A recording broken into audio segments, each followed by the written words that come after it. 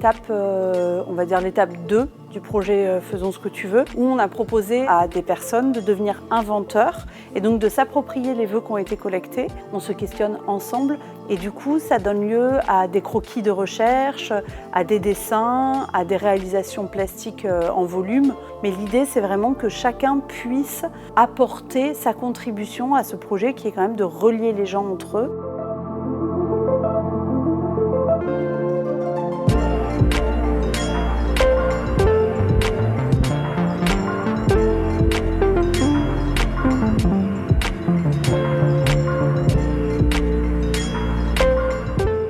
Les enfants, ils font partie de notre monde, c'est des citoyens d'aujourd'hui qui vivent comme nous les choses formidables de nos vies, mais aussi les choses difficiles.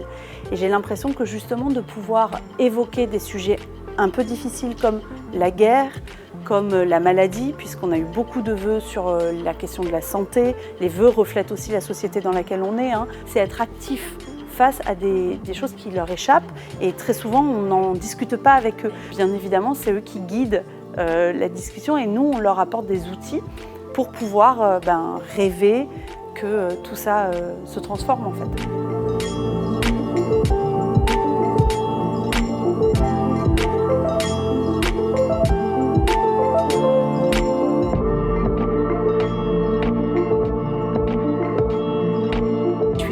Épatée de voir la clairvoyance des enfants. Je pense qu'ils sont dans une très grande conscience, mais qu'ils sont aussi dans une inquiétude quant au monde qu'on va leur laisser une fois qu'ils seront adultes. Je peux vraiment dire que les vœux des adultes et les vœux des enfants se rejoignent. On a la capacité de changer les choses en fait.